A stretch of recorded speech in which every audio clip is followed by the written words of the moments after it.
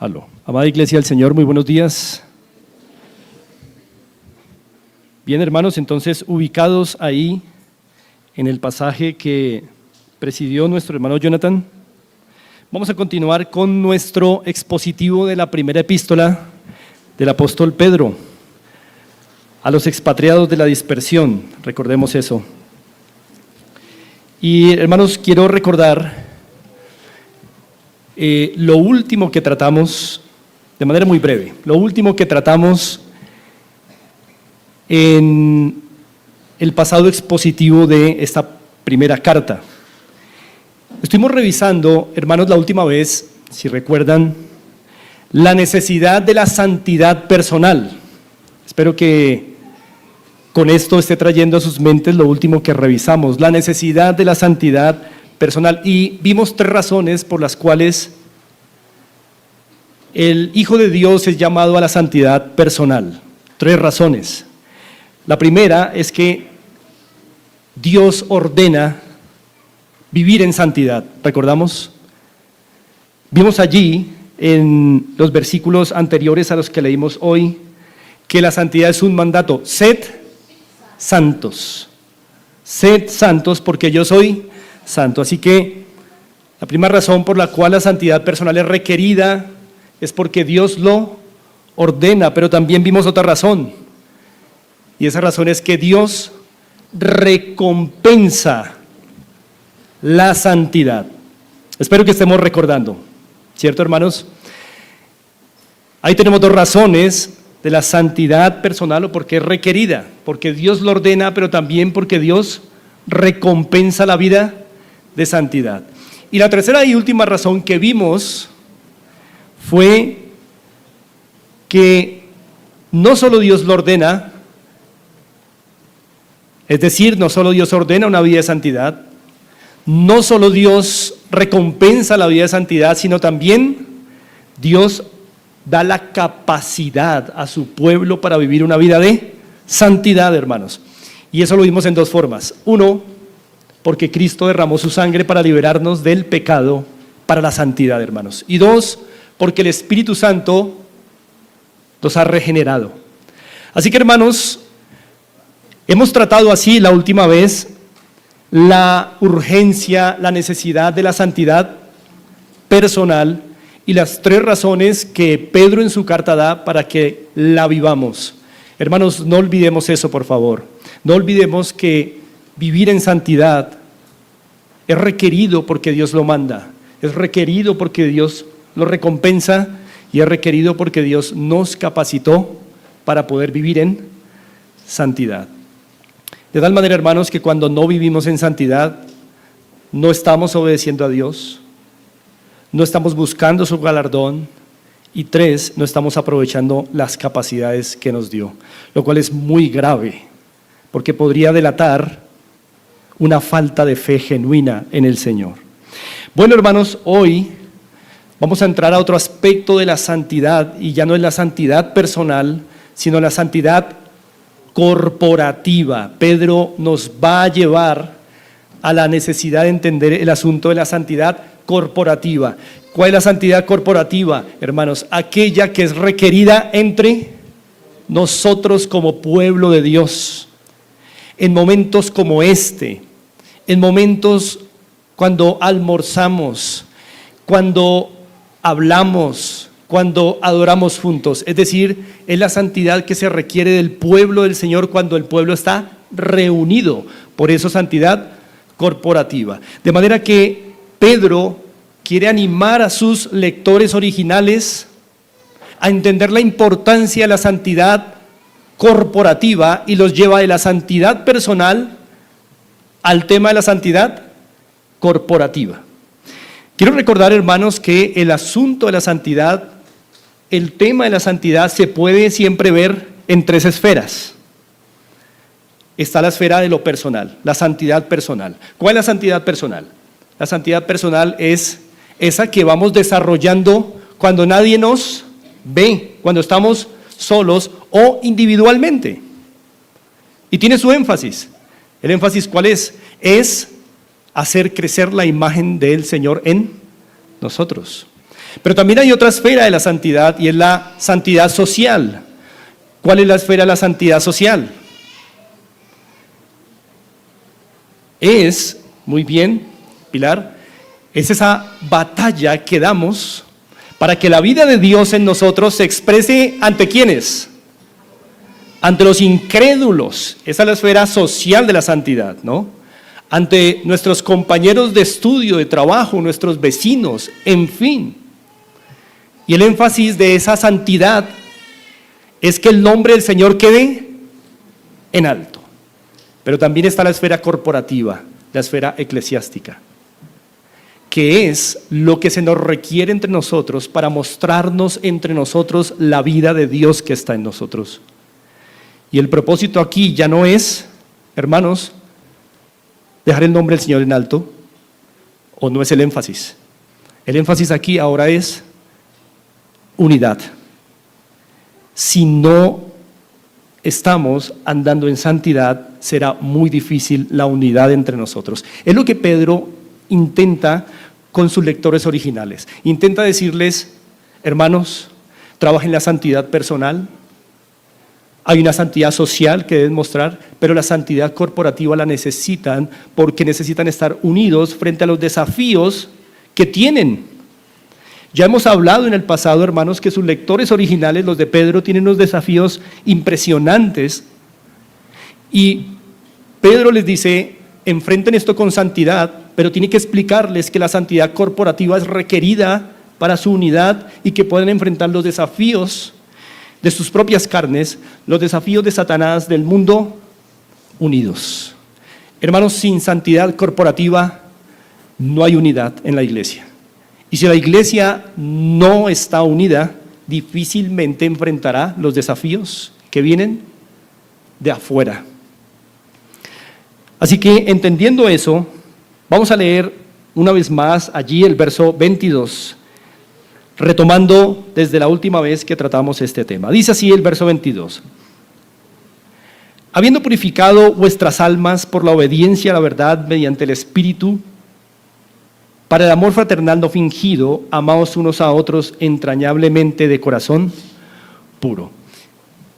Hermanos, yo quiero que a lo largo de esta enseñanza hoy podamos ver el tema de la santidad corporativa como una edificación, como una construcción. Eso nos va a ayudar mucho a entender cómo Pedro se va a ir moviendo paso a paso explicándonos la santidad corporativa. Entonces, sugiero, hermanos, que entendamos el tema de la santidad corporativa como una construcción. ¿Qué es lo básico de una construcción? ¿Qué es lo primero? Las bases. Pedro nos va a hablar de las bases de la santidad corporativa. Las bases son, hermanos, el elemento invisible, pero el crucial. Es lo que no se ve, lo que está en el fundamento, por eso se llaman cimientos, pero que no se ve. De hecho, cuando usted y yo miramos una casa y la vemos hermosa, ¿qué es lo último que nos preguntamos? ¿Cómo serán sus bases? ¿Cómo serán sus cimientos? ¿Qué es lo que primero observamos? El color, qué bonito, las formas, ¿cierto? Pero realmente lo más importante está oculto a la vista. La santidad corporativa tiene un elemento invisible, son sus cimientos, lo que no se ve, pero que es crucial. Pero después de que están echadas las bases, ¿qué sigue en la edificación? La estructura. Piensen en un edificio sobre esas bases. La estructura. La estructura es lo visible y es lo que nos permite permanecer ahí, ¿cierto? Entonces, Pedro también nos va a explicar, hermanos, que la santidad corporativa tiene un aspecto visible. Tiene uno invisible, pero la santidad corporativa tiene un aspecto visible, que es lo que le permite al pueblo de Dios permanecer.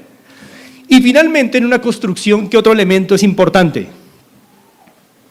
Ya están las bases, ya está la estructura, ¿qué falta? Los acabados. Ese es el aspecto de la hermosura, de la belleza. Nadie quiere solo permanecer en un lugar. ¿Qué queremos de un lugar? Que sea ameno, que nos amañe, que sea hermoso. Y Pedro nos va a decir que la santidad corporativa no solo es para permanecer, sino para amañarnos, tiene un aspecto bello, hermoso. Y Pedro así nos va a llevar por tres aspectos importantes de la santidad corporativa: sus cimientos invisibles, su estructura visible y sus acabados hermosos. Y Pedro nos va a decir, hermanos, que sus cimientos invisibles son la regeneración. Sin regeneración no hay santidad. Segundo, Pedro nos va a decir que su estructura son las acciones del pueblo de Dios cuando está reunido. ¿Qué hace un santo cuando está corporativamente? Y tercero, nos va a decir que los acabados son otro aspecto visible, es la adoración corporativa. Es lo que embellece la santidad del pueblo, cuando adora juntos. Así que, hermanos, vamos a movernos en esos tres elementos: su fundamento, su estructura visible, sus acabados, su belleza, es decir, los de la santidad corporativa. Y acabamos de leer en el verso 22 parte de sus fundamentos. Allí en el verso 22, noten que se menciona de la Trinidad, ¿a quién? ¿A qué persona de la Trinidad se menciona allí? Al Espíritu. Es decir, que Pedro va a centrarse ahora particularmente en la particular obra de la persona tercera de la Trinidad, que es el Espíritu, y como explicará el verso 23, va a ser la regeneración. Porque la regeneración, recordemos, hermanos, es la obra de Dios a través del Espíritu en nosotros. Ya lo explicaré. Por eso en el verso 22, Pedro nos va a hablar ahora del Espíritu para hablarnos de los cimientos de la santidad corporativa. El Espíritu está muy activo en los cimientos de la santidad corporativa, de la santidad cuando nos reunimos como iglesia, de la santidad cuando estos hermanos sufrientes del primer siglo se reunían como iglesia. Y noten, hermanos, cómo en el versículo 22 Pedro nos pasa de la santidad personal a la santidad corporativa. ¿En dónde, hermanos? ¿En qué parte en el verso 22 Pedro hace esa transición de santidad personal a santidad corporativa? En la mención del amor, ¿qué? Fraternal. Hermanos amados, Pedro ha venido tratando el asunto de la santidad personal y por primera vez en su discurso es como si estuviera diciéndole a la iglesia: iglesia, muy bien que trabajen por su santidad personal, pero finalmente esa santidad personal tiene que reflejarse cuando ustedes se reúnen como iglesia. Entonces ahora nos está mostrando el aspecto corporativo, el amor fraternal, y nos dice que el amor fraternal tiene unas características. Nos dice que es no fingido, nos dice que es entrañable y nos dice que es de corazón puro. Mis hermanos amados, no sé si notan ahí un estándar que en verdad nos parece inalcanzable. Inalcanzable. ¿Cómo es que podemos, aparte de nuestros cónyuges e hijos o familiares, amar a alguien, a un extraño, de esa manera tan impresionante como no fingidamente? Es decir, sinceramente, profundamente o entrañablemente, un amor profundo por un hermano en la fe y de corazón puro, es decir, sin malas intenciones. Hermanos, ¿ustedes se imaginan lo que pasaría con esta iglesia en Fontibón, donde todos nos amáramos unos a otros? En la práctica, en la plenitud de la práctica, ¿sí? ¿Cuántas cosas como iglesia lograríamos que aún no hemos visto si nos amáramos, hermanos, con un amor no fingido, profundo, profundo, no superficial, profundo? Que pudiéramos pensar en nuestros hermanos tan profundamente como pensamos en nuestros hijos o en nuestra esposa. Que pudiéramos pensar en el hermano más molesto de la iglesia con un amor tan profundo por él, no fingido, que pudiéramos ver al hermano que nos impacienta con un amor puro de corazón, hermanos, lograríamos cosas impresionantes como iglesia para la santidad corporativa. Por eso Pedro quiere pasar de la santidad personal a la corporativa, porque él entiende que sus lectores están enfrentando desafíos externos impresionantes. Yo les mencioné a ustedes que muchos de esos hermanos estaban sufriendo bofetadas por parte de sus amos, probablemente persecución imperial del gobierno, estaban sufriendo de sus vecinos críticas, calumnias y murmuraciones, y Pedro quiere que la iglesia entienda que hay una cuota personal que pagar, pero hay una cuota corporativa para poder enfrentar esos desafíos. Hermanos, como alguien dijo, el lema de la iglesia es: la unión hace la fuerza. El lema de Satanás es: divide y vencerás. Hermanos amados, la unión hace la fuerza. Una iglesia unida enfrenta sus problemas, pero no hay unidad si no hay santidad. Y no hay santidad sin la regeneración.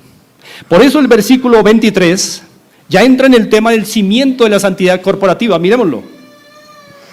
Siendo, dice el verso 23, renacidos. La palabra renacidos en su original griego es la misma que traducimos como regenerados o nacidos de nuevo. Es exactamente la misma. Es la misma doctrina. La doctrina del renacimiento, la doctrina del nuevo nacimiento o la doctrina de la regeneración es exactamente la misma doctrina. Y ya nos mencionó Pedro al Espíritu, él está muy activo en la regeneración, y nos dice, siendo renacidos, no de simiente corruptible. Siendo, lo que Pedro está diciéndonos entonces es que podemos amarnos con un amor así porque hemos sido, ¿qué? Renacidos, hermanos. Pero de una simiente, de una espora corruptible, no, incorruptible. ¿Cuál es la espora corruptible, hermanos? La espora corruptible es la de la generación ordinaria, la del nacimiento natural. La generación ordinaria, hermanos, da luz y regenerados. Da a luz hombres en estado natural caído. Da a luz hombres que no pueden amar, no saben el concepto de unidad. Da a luz hombres egoístas, orgullosos, prepotentes, amadores de sí mismos. Pero afortunadamente, hermanos, entre el pueblo de Dios, no podemos decir que hemos nacido solamente de semilla o espora corruptible, sino que el pueblo de Dios ha nacido ¿de qué? De una espora, de una semilla incorruptible. Y hermanos, ¿cuál es esa espora, esa semilla incorruptible según el verso 23? La palabra de Dios que vive y permanece. Vive y permanece. Y esa palabra, hermanos, ¿cuál palabra es en concreto? Miren al final del verso 25. ¿Cuál palabra es en concreto? Pedro es claro, y esta es la palabra que por el Evangelio os ha sido anunciada. Hermanos amados, ese día feliz de nuestras vidas, ese día feliz, cuando el Señor quiso que recibiéramos una nueva vida, como lo había planeado eternamente, ese día feliz fue feliz porque alguien nos predicó el Evangelio, porque alguien nos habló la palabra. Pero no solo eso, hermanos, porque muchos oyen el Evangelio, sino porque esta palabra venía ¿con qué? Con la vida de Dios ahí, una espora, una semilla que tenía en potencia el embrión con todos los nutrientes salvíficos. Ahí, con el poder del Espíritu. Hermanos amados, esto es un milagro. El nuevo nacimiento se da por una espora incorruptible que viene ahí envuelta en el instrumento que es la palabra, El Señor la envió un día feliz en nuestras vidas. Ese día que tú y yo recordamos, tal vez no el día exacto, tal vez no la hora exacta, pero recordamos que en su misericordia el Señor nos hizo nacer de nuevo. Suspiramos en espíritu por primera vez, y empezamos a ver cosas que no habíamos podido ver. Empezamos a ver al Salvador, la primera imagen que vimos. Empezamos a ver la gracia del Señor. Empezamos a ver la horripilante realidad de nuestro pecado. Ahí. Y entonces creímos en Cristo y nos arrepentimos de nuestros pecados. Por eso es posible ser santos, hermanos. Por eso es posible ser santos. La regeneración es la doctrina que nos enseña que esta es la obra de Dios a través de su Santo Espíritu, implantando en nosotros una nueva vida. ¿Cuál vida? ¿La de quién? La del Señor en nosotros, la vida de Dios en el hombre. Y entonces, ¿qué empieza a pasar desde entonces con nuestra vida? La de la semilla corruptible, la de la espora corruptible. ¿Qué empieza a pasar con esa vida? A ceder terreno. Por eso es que Pedro pone como cimiento de la santidad corporativa la regeneración. Es posible, hermanos, vivir en santidad. Es posible vivir en unidad. Es posible mostrar a otros el carácter santo del Señor por causa de que los cimientos están echados, y los cimientos son la regeneración, el nuevo nacimiento. Una persona que solamente haya nacido una vez, es decir, por nacimiento natural, por generación ordinaria, por espora corruptible, no puede ni quiere lo bueno. No puede ni quiere entender el verdadero concepto de amor. No puede ni quiere entender el concepto de unidad. Es espora corruptible. Pero no nosotros, el pueblo de Dios. Somos el fruto de una espora incorruptible, de una semilla incorruptible. Y estoy usando el término espora porque es el que usa Pedro y es muy bello. Es un término muy bello.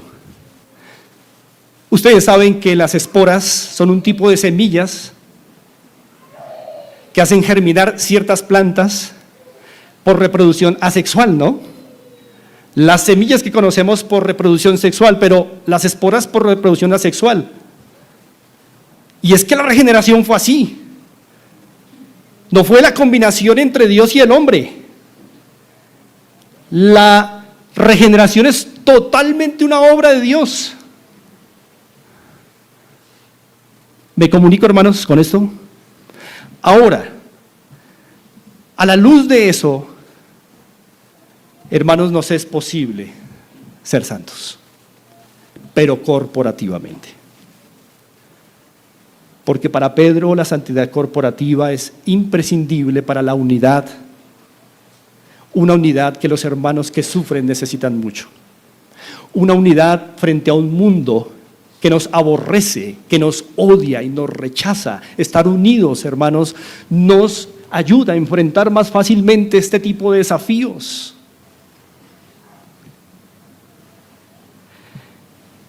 Así que, hermanos, el verso 24 contiene una afirmación impresionante de lo que es el hombre en su estado natural. El hombre que ha nacido por una espora corruptible. Miren el verso 24, dice, porque toda carne es como hierba y toda la gloria del hombre como flor de la hierba. La hierba se seca y la flor se cae. Y quiero que noten, hermanos, una distinción en el verso 24 entre la hierba y la flor. Hay una pequeña distinción, hacen parte del mismo elemento, son dos partes del mismo elemento, pero cada una tiene su énfasis. La hierba es, según este pasaje, ¿qué? Según este pasaje, la carne. ¿Y la flor qué es? La gloria de esa carne. ¿Notan? La hierba es la carne, es nuestro estado natural, nuestro estado natural.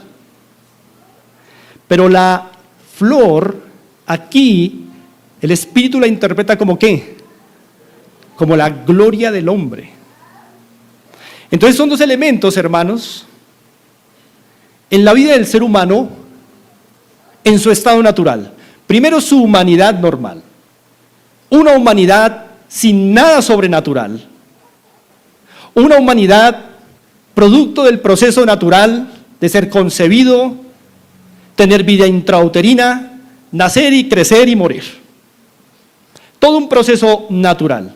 El hombre en ese proceso natural es visto por Dios como una hierba. Pero una hierba que, ¿qué le pasa? Se seca. Pero también se agrega el otro factor. Es una hierba que en su vida le crece una ¿qué? Una flor. ¿Y qué le pasa a la flor de la hierba? Pronto se cae.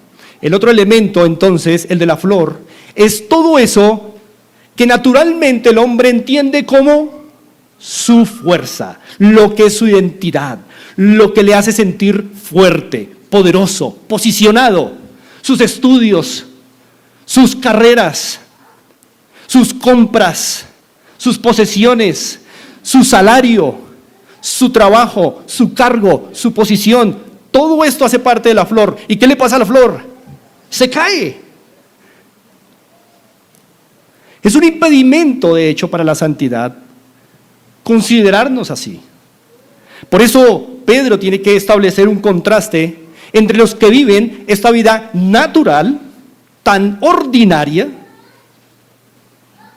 y los que viven sustentados por un poder sobrenatural, como dice el verso 25, mas la palabra del Señor que permanece para siempre, como diciéndonos, ustedes hermanos, como Pedro diciéndonos, ustedes iglesia, no los sustenta el salario que tienen, no los sustenta el carro que tienen, ni el cargo que tienen, ni los estudios que tienen, ni el trabajo que tienen, ni los ingresos, nada de eso los sustenta. Eso se cae. Ustedes los sustenta la palabra del Señor, esa que un día llegó y llegó para quedarse porque permanece. Hermanos amados, son radicalmente dos vidas diferentes. Radicalmente son dos tipos de vida diferentes. A la luz de esto, hermanos, Pedro nos acaba de enseñar que el fundamento de la santidad corporativa es la regeneración, haber nacido de nuevo. Y hermano amado, si usted puede reconocer que ha nacido de nuevo, Pedro le está diciendo a usted, como se lo dijo a hermanos del primer siglo, le está diciendo, puedes vivir en santidad cuando te reúnes con tu iglesia. Y lo necesitas porque te da unidad para enfrentar los desafíos del mundo. Ese es el punto central de Pedro. Bien, hermanos, habiendo considerado entonces el cimiento invisible de la santidad corporativa, ahora Pedro va a pasar al edificio, ¿recuerdan? Ahora la santidad, hermanos, corporativa, no solo tiene ese elemento invisible que le hace sustentarse, que es la regeneración, sino también tiene un elemento visible. La santidad corporativa tiene que verse. Es decir, hermanos, la regeneración no se puede ver. Pero ¿qué sí se puede ver? La santidad práctica. ¿Cómo podemos saber que alguien ha sido regenerado? No porque podamos comprobar la regeneración, pero podemos ver sus frutos, que son santidad. Santidad. Una vida de santidad. Hermanos, la regeneración es como el sol. No podemos tocarlo, ¿verdad? No podemos verlo directamente. Pero ¿qué del sol si podemos experimentar? Sus rayos benéficos, su luz, su calor. Hasta podemos palpar su calor. La regeneración es el sol. La santidad son sus rayos, hermanos. La santidad sí se puede palpar. La santidad sí se puede ver. La santidad abriga, se siente, se experimenta. La regeneración no se puede ver, pero se hace visible a través de la santidad. Por eso, hermanos, como alguien dijo alguna vez, la justificación es por la sola fe, pero la santidad no es por la sola fe, ojo. La justificación es por la sola fe, pero la santidad es por la fe y por la cooperación humana. Por eso Pedro viene al versículo 1 del capítulo 2 y nos dice, desechando pues. ¿Notan cómo, hermanos, pasa de el cimiento de la regeneración invisible a algo tangible, algo práctico? Desechar es algo práctico, es algo que ustedes y yo hacemos, podemos desechar cosas, es un movimiento práctico. Desechando pues, ¿qué? Toda malicia, todo engaño, hipocresía, envidias y todas las detracciones, desead. Otro aspecto práctico, desear, como niños recién nacidos, la leche espiritual no adulterada, para que por ella crezcáis para salvación. Hermanos, aquí está el edificio visible de la santidad corporativa. Esto es lo que se puede ver en el pueblo de Dios. Y Pedro entonces, hermanos, hace un catálogo de vicios, una lista de pecados que contienen 1, engaño, malicia 2, hipocresía 3, envidias 4 y detracciones 5. 5 cosas. Hermanos, ¿por qué Pedro escoge este catálogo de vicios? ¿No les parece una lista muy reducida de lo que nos afecta? Hay muchas más cosas y podríamos pensar otras más serias que nos afectan, pero ¿por qué Pedro ha escogido este catálogo de vicios tan particular? ¿Será reduccionista Pedro? Hermanos, con esto, entonces, pasemos ahora del fundamento de la santidad corporativa al aspecto visible de la santidad corporativa. ¿A qué es llamado el regenerado cuando se reúne con el pueblo de Dios? A la santidad. Pero hermanos, no se puede vivir en santidad si no comenzamos desechando ciertas cosas. Amados hermanos, la razón por la que Pedro ha escogido este catálogo de vicios no es porque Pedro sea reduccionista, no es porque Pedro diga que estos son los únicos pecados, pero hermanos, sí son los pecados que afectan a una comunidad. No son los que me afectan a mí personalmente, son los pecados representativos que afectan a un pueblo reunido, a una comunidad de creyentes, a un pueblo de regenerados unido en uno. Son tipos de pecados corporativos. Así como hay santidad corporativa, también hay pecados corporativos. Y podríamos bien llamarle pecados respetables de la comunidad, como estamos leyendo. Es decir, ese tipo de pecados que nos hemos acostumbrado a que son tan normales, pero no dimensionamos lo que le hacen a la unidad de la iglesia, hermanos. Y por eso aparecen en un catálogo, en el canon bíblico, hermanos. Así que es muy importante prestar atención.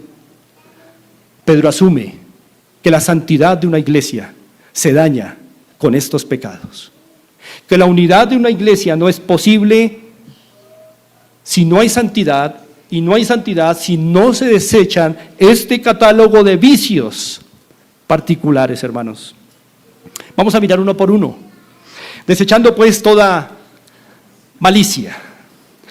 Hermanos, la malicia viene de una palabra, kakian, y ustedes en algunas ocasiones habrán escuchado que a los malos se les dicen los cacos o los caquitos, ¿cierto? La palabra sale de ahí, de kakian, cacos, malicioso, malicia. Pero noten que dice toda toda malicia. Lo que significa que hay una gran gama, una gran variedad incluida en la malicia, porque dice toda malicia. No quiere Pedro dar a entender que la malicia se manifiesta solo de una forma, sino quiere comunicar que la malicia tiene una gama amplia de manifestaciones, pero en efecto, o más bien en esencia, la malicia es, hermanos, toda mala intención del corazón contra un hermano. Eso es en esencia. Si usted quiere llevarse algo básico, es toda mala intención contra un hermano en la comunidad. Y hermanos, de ahí en adelante, miles de formas en que esto puede aparecer o manifestarse.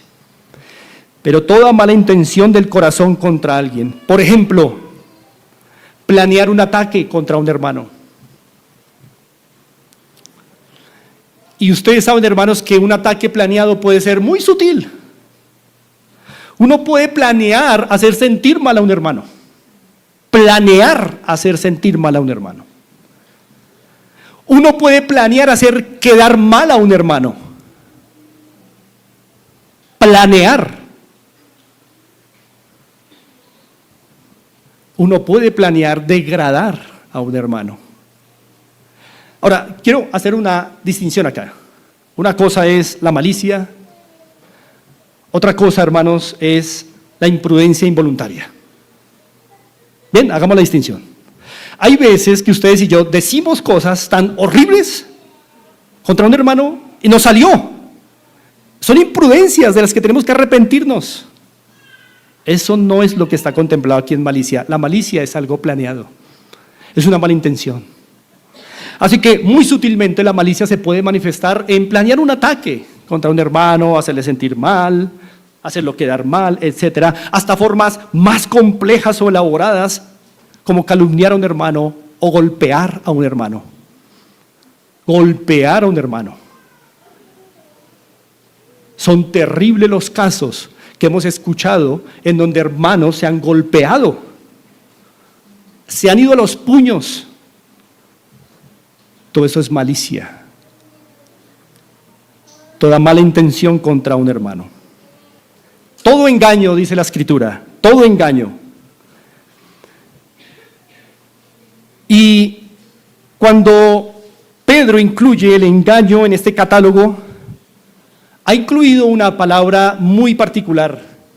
Es la palabra cebo para atrapar. Cebo para atrapar.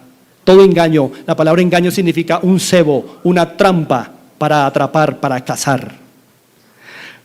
Ahora, hermanos, no perdamos de vista, Pedro está hablándole a impíos, crasos. No, le está hablando a la iglesia. Esto es para nosotros, hermanos, para mí, para ustedes, es para nosotros como para los hermanos del primer siglo. Que Pedro reconoce que en la comunidad cristiana puede haber hermanos que sean maliciosos o que seamos maliciosos. Me incluyo por completo. Y que seamos engañosos. Que le pongamos un cebo a un hermano para hacerle caer. Impresionante que esto ocurra en el pueblo de Dios. Ocurre, hermanos, entre nosotros. Creo que, hermanos, de alguna u otra manera, todos tendríamos que decir: Señor, soy culpable de todo esto.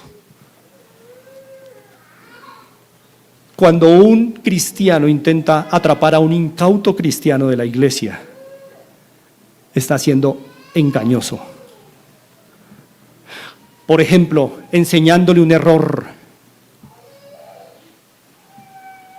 Enseñándole un error de manera cautivante.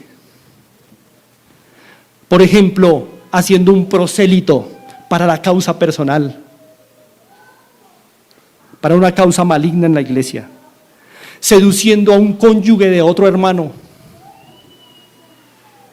Por eso una forma de engaño es la ropa inmodesta. Es una forma de engaño, hermano. Téngalo presente. Es una forma de ponerle un cebo a otro hermano. ¿Sí ven las formas en que podemos engañar? Adular a alguien para lograr atraparlo para mi causa. Hacer cosas para ganar la amistad de un hermano, para enfrentar a otro hermano. Todo eso son cebos, trampas, para atrapar a un incauto hermano en la fe.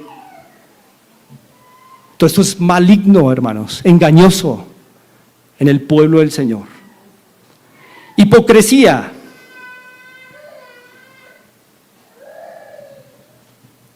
La palabra hipócrita literalmente significa decidir en las sombras, decidir escondido. Esa es la palabra literal en el griego, decidir en las sombras. Es decir, una persona hipócrita actúa en las sombras, decide en las sombras, pero cuando se revela, no revela el propósito que planeó en las sombras. ¿Qué revela? Otra imagen. Ese es el hipócrita. El hipócrita planea en las sombras, pero luego se revela a la luz en una forma en que lo que planeó en las sombras no se note. Hermanos, la hipocresía es el hábito, es un hábito, es el hábito de simular amistad, de simular piedad, de simular generosidad con otros hermanos, de simular ayuda a otros hermanos, cuando en las sombras hay otro propósito. Así sea el más pecadito respetable, como ganarme la admiración de este hermano o de esta hermana. Todo esto es hipocresía, no ayuda al pueblo de Dios, no ayuda a la unidad. Ahora, yo quiero distinguir, hermanos, entre hipocresía e incoherencia. ¿Sí? Porque, hermanos, la incoherencia es que a veces uno se verá viviendo en una forma diferente a lo que uno predica y hace. Eso es doloroso. Uno puede ver a veces lo incoherente que uno es. Yo enseño esto y vivo esto. O yo dije esto y no me sostuve. Pero la incoherencia no siempre es hipocresía. La hipocresía es un hábito, es el hábito. Es el hábito de planear en las sombras un propósito oculto y luego no revelarse con ese rostro, revelarse con un rostro piadoso, un rostro amigable, un rostro ayudador, un rostro generoso para poder conseguir un propósito personal. Esto daña la santidad de la iglesia. Pero también envidias. ¿Qué es la envidia, hermanos? La envidia es ese sentimiento de desagrado que se produce al saber del bien del prójimo, al saber de la prosperidad del prójimo, al saber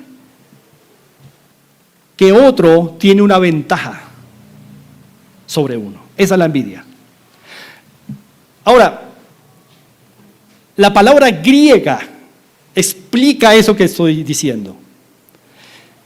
La palabra griega que se usó y que se tradujo como envidia explica eso. Es el desagrado, es ese sentimiento de desagrado cuando sabemos de que un prójimo tiene ventaja sobre nosotros. Tiene algo mejor, tiene algo que no tengo yo.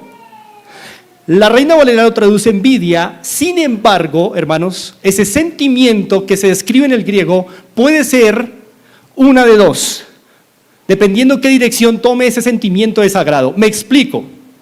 Si ese sentimiento de desagrado frente a la prosperidad de un hermano, frente a lo que un hermano tiene y yo no tengo, me lleva no a querer imitarlo, sino a querer que lo que tiene sea dañado, eso se llama envidia. Pero si ese sentimiento de desagrado frente a la prosperidad de mi hermano me lleva en otra dirección y es a igualarlo o superarlo, eso se llama celos. tener lo que el otro tiene. ¿Correcto? Por eso hay una distinción entre envidia y celos. Envidia es cuando ustedes y yo, sobrecogidos por el bien de otro que yo no tengo, me lleva a querer dañarle lo que tiene, no igualarlo, sino yo dañarle lo que tiene, que no lo tenga. Eso es envidia. Celos es cuando ese sentimiento me impulsa a tener lo que esa persona tiene y yo querer lograrla a toda costa. Esos son celos. Son muy parecidos, pero tienen su distinción. Por eso ese sentimiento aquí se tradujo como envidia, pero ese sentimiento también puede ser celos, dependiendo qué dirección tome, hermanos. Por ejemplo, cuando dañamos las cosas que otro tiene, eso lo ve uno mucho en los niños pequeños, los hermanitos. Cuando uno quiere dañar lo que el otro tiene, porque le da a uno rabia verlo disfrutando de lo que tiene, ¿cierto? Entonces uno, ¿qué hace? En las sombras, raya, corta o pisotea lo que el otro tiene y luego se va. Eso se llama envidia, ¿correcto? Pero vamos a suponer que un hermano compra una hermosa cicla. Celos sería querer tener esa cicla y endeudarme o hacer lo que fuera por tener una mejor. Eso se llama celos. Hermanos, ¿entendido la diferencia? Ese sentimiento que el griego describe puede ser envidia o puede ser celos. Esto es nocivo, hermanos, nocivo para la iglesia. Es nocivo para la iglesia. Cuando usted está envidioso de su hermano en la fe, por algo que él tiene, y luego usted envidioso vamos a suponer que le envidia los amigos en la iglesia que ese hermano tiene, y usted quiere dañarle eso, ¿qué va a hacer? Váyase a quedar mal al que está envidiando. Así es la cosa con la envidia. Pero cuando es celos, ¿qué hace usted? Hace un ejército de hermanos para contrarrestar el otro ejército de hermanos. Porque quiere tener lo que el otro tiene. Hace su propio ejército. Hermanos, esto es nocivo para la vida de la iglesia. Es malísimo para la unidad. Fractura nuestro amor fraternal, hermanos. Y por último dice las detracciones. Hermanos, las detracciones simplemente describen de manera general el hablar mal, hablar mal, hablar mal. En la iglesia, hermanos, Pedro nos dice, en la iglesia es un peligro hablar mal. Esto incluye todo tipo de pecados de la boca conectada con un corazón malicioso. Incluye el chisme, incluye la murmuración, incluye los chistes groseros, las bromas, las truhanerías. Entiéndase truhanerías como bromas sin sentido, reírse de todo, porque sí, la falta de seriedad, esas son las truhanerías. Difamar a alguien, calumniar a alguien, hablar mal, es una gama amplia de pecados de la boca conectada con un corazón malicioso. Y hermanos, en fin, Pedro nos dice que este catálogo de vicios tiene un efecto, hermanos, contundente para la fractura de la unidad y del amor de una iglesia.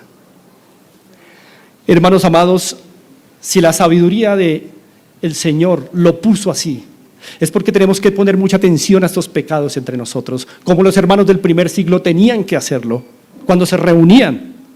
Porque Pedro tiene la intención de decirnos, estos pecados son los más nocivos para la unidad y para el amor fraternal. Y estos pecados, a la vez, de alguna manera nos está diciendo, son los más respetables en la comunidad de fe. Los más normales. Hermanos, hemos normalizado entre nosotros O todo este catálogo o parte de este catálogo, hermanos. Y Pedro sabe que sus lectores originales están sufriendo de mano de sus vecinos, de sus amos, del gobierno, y les dice: no, hermanos, no pueden seguir así, porque se van a desintegrar. Desintegrados no pueden formar un frente común contra los desafíos de su entorno. Únanse, desechen eso. La palabra desechar significa despojarse de una ropa. Es como si Pedro estuviera diciendo: despójense de los harapos que ya no son parte del regenerado, sino del degenerado. Despójense de eso, desvístanse de eso. Hermanos, y ya vimos por qué es posible vivir una vida así: porque hemos nacido de nuevo. Hermanos, tenemos en nosotros la vida de Dios. Y la vida de Dios no es hipócrita. La vida de Dios no habla mal. La vida de Dios no es envidiosa, celosa. La vida de Dios no es maliciosa, no es hipócrita. La vida de Dios es santa, hermanos. Es la vida que vino el día que se nos predicó el Evangelio y vive y crece en nosotros, hermanos. A no ser que no hayamos nacido de nuevo.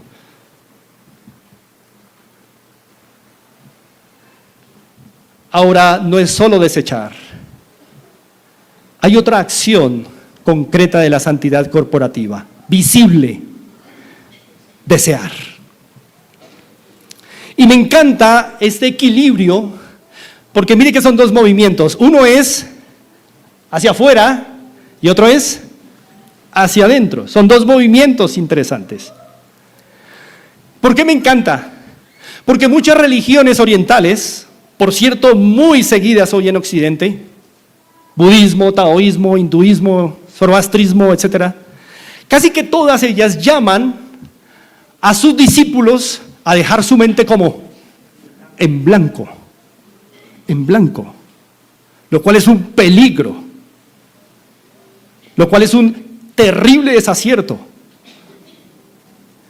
En el plan de Dios, el Señor nos manda vaciarnos de lo que no es propio de la regeneración, pero inmediatamente que nos manda, deseen inmediatamente, ocupen su mente.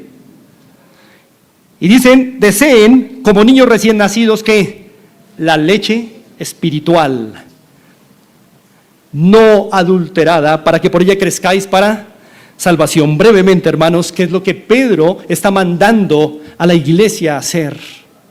Desear, sí. No hay que explicar el término desear. Entiéndalo como desear. Tal vez lo que sí requiere atención es lo de la leche espiritual. Creo que todos hemos asumido, cuando leemos este texto, que la leche espiritual, ¿qué es? La palabra, y creo que está bien. Lo hacemos por dos razones. Una, porque hacemos una conexión lógica con el versículo 25, que nos viene hablando de ¿qué? Más la palabra del Señor permanece para siempre, ¿cierto?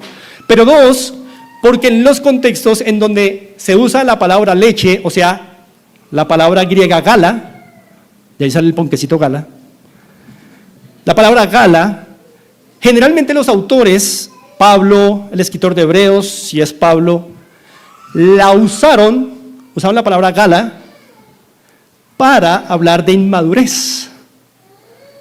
La inmadurez de un infante, un recién nacido, y la leche sería las doctrinas que, las más básicas, las esenciales, ¿cierto? Todo bebé necesita leche, pero un ser humano necesita más que leche en su vida y en su desarrollo, ¿cierto? Por eso, de alguna manera, pensamos que en este texto también la palabra leche o gala en griego significa alimento básico para el recién nacido. Pero no, hermanos. La intención de Pedro aquí no es hablar de infancia espiritual. Aquí Pedro le está diciendo al creyente: siempre mantente como un niño. Siempre mantente como un niño. Porque el énfasis de Pedro no es la inmadurez que debe volverse madurez. No es el énfasis. El énfasis de Pedro es la consagración. la santidad. Mantente siempre como un niño, siempre aliméntate de leche espiritual.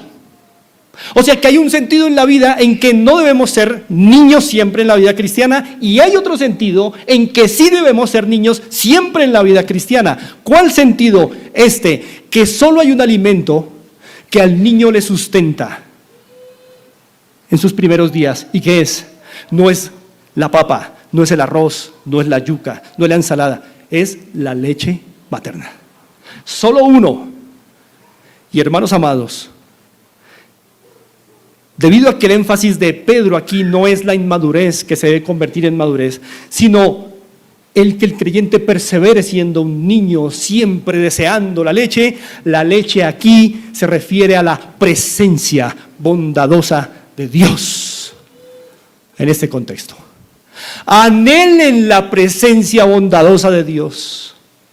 Anhelen estar en su presencia. ¿Por qué Pedro habla de ello? ¿Y por qué deberíamos creer que es así? Hermanos, porque en el verso 3 ustedes ven, si es que habéis ¿qué? Gustado. ¿Qué? No dice la palabra del Señor. Si es que habéis gustado la benignidad del Señor. Y hermanos amados, déjenme explicarles ya, terminando, con este aspecto visible de la santidad corporativa. Pedro entiende que exponerse a la presencia bondadosa de Dios es el mejor bien para un cristiano. Porque hermanos, entre un cristiano más permanece en la presencia del Señor, ¿qué le va pasando a él? ¿Qué le va pasando a su carácter? Muy bien. ¿Qué le pasó a Moisés? En cercanía con Dios, hermanos. ¿Qué le pasó a Habacuc? Cuando se quejaba de Dios y Dios se le reveló. Dijo, pudrición ha entrado en mis huesos. Me arrepiento, Señor. Estar delante de la presencia del Señor nos hace más santos. Por eso, hermanos, una vida anémica de una iglesia es el reflejo de creyentes que no permanecen en la presencia del Señor.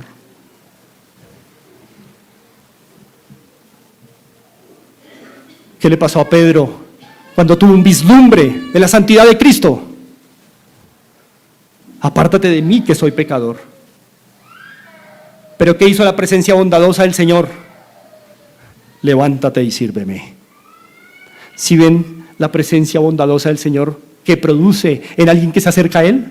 Primero produce un terrible discernimiento de pudrición personal, que quiere estar lejos de Dios, pero luego en humillación el Señor que dice, pero levántate, ven conmigo, sírveme.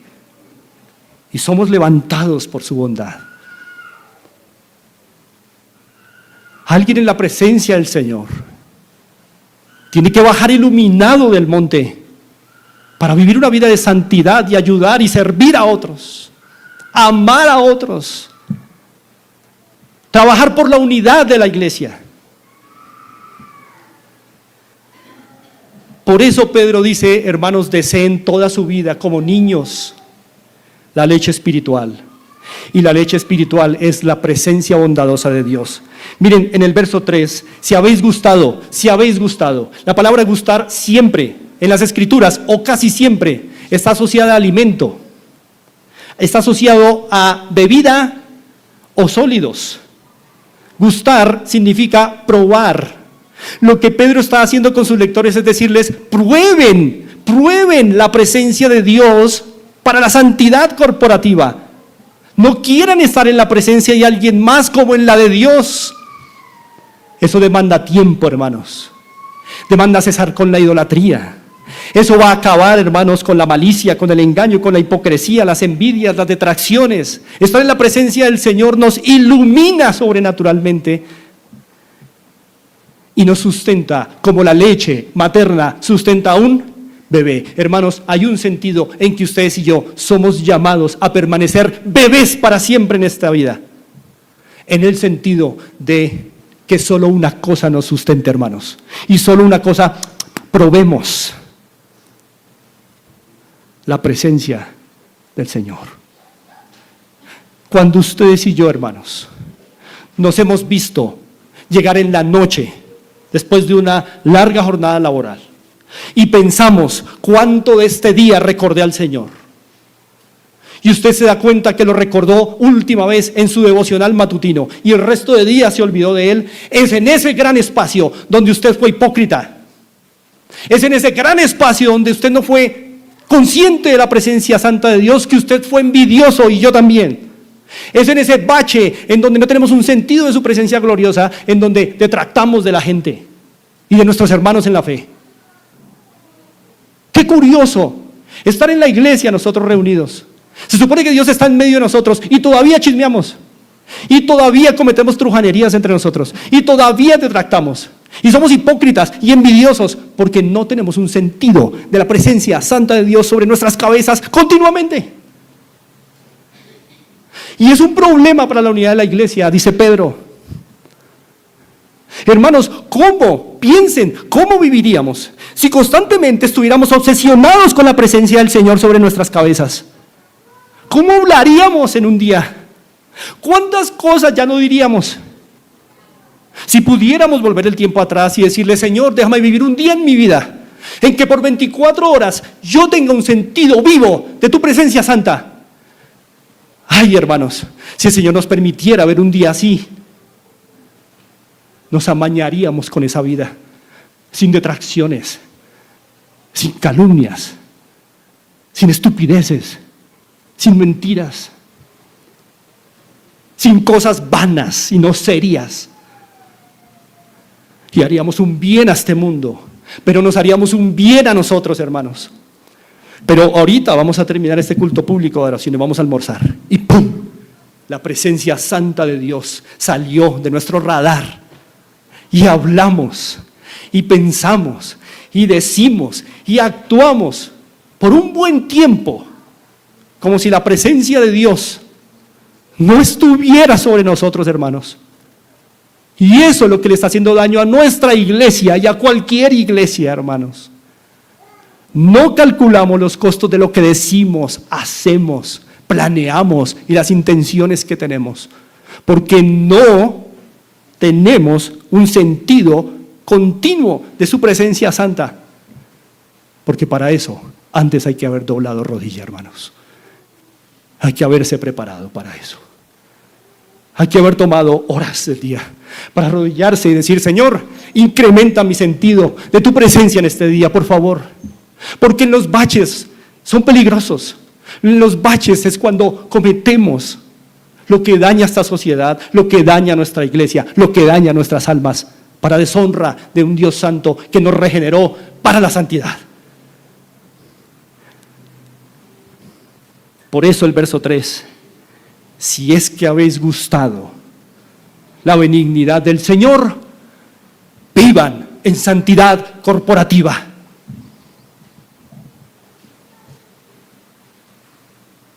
Hermanos, no olvidemos que en la santidad corporativa se unen la acción de Dios en regenerarnos y nuestro esfuerzo en obedecerlo. No hay santidad corporativa si no colaboramos en el poder del Espíritu. Y recuerden, hermanos, que cada día del Señor Cristo está en medio de nosotros. Y hermanos, si estamos compenetrados con Él, si solo venimos concentrados, no a ver qué trae el otro, con qué viene el otro, qué dice el otro, por qué me saludó, por qué no me saludó, sino venimos concentrados en Él, en descubrirlo más, en la lectura de la Escritura, en descubrirlo, en los cánticos. Va a ser más fácil para nosotros vivir mañana una santidad social, una santidad personal y una santidad corporativa hoy, hermanos, entre nosotros. Porque Cristo, el Santo, está en medio de nosotros. Mis hermanos, es muy fácil cantar de la presencia de Dios, orar de la presencia de Dios, hablar de la presencia de Dios, predicar de la presencia de Dios, gustarla, Gustarla, hermanos, es otra cosa. El que gusta la presencia de Dios sale a ser santo, sale a dejar tanta aguada, sale a dejar las cosas no serias de la vida, hermanos. El que gusta, sabe lo que ha gustado y le encanta eso. Me encanta esta leche, me encanta la santidad del Señor, me encanta estar en tu presencia, me encanta hablar diferente, me encanta ser diferente, porque ese es el deseo implantado por el Espíritu en el regenerado. Pero si hay alguien aquí incrédulo, que no ha gustado la bondad del Señor en haberle hecho nueva criatura, necesitas arrepentirte, amigo o amiga, que estás aquí escuchando, que crees que eres cristiano, pero no puedes evidenciar tu nuevo nacimiento con santidad. Por favor, te animo, arrepiéntete, porque no sabemos hasta cuándo va tu vida. Si tú te crees cristiano y no puedes comprobar eso con una vida santa, o por lo menos una vida creciente en santidad, por favor arrepiéntete. Es posible que no tienes el fundamento, es posible que no has nacido de nuevo. Arrepiéntete y cree en el Señor Jesucristo, el Santo, que dio su vida por los escogidos. Oremos. Señor amado, estamos agradecidos en esta mañana, tarde, porque podemos, Señor, pararnos sobre cimiento sólido y firme. Gracias por la regeneración. Ahora, Señor, ayúdanos a desechar lo que hay que desechar y a desear tu benigna presencia, esta que nos restaura, esta que nos limpia, que nos levanta para la santidad. Te lo pedimos en Cristo. Amén.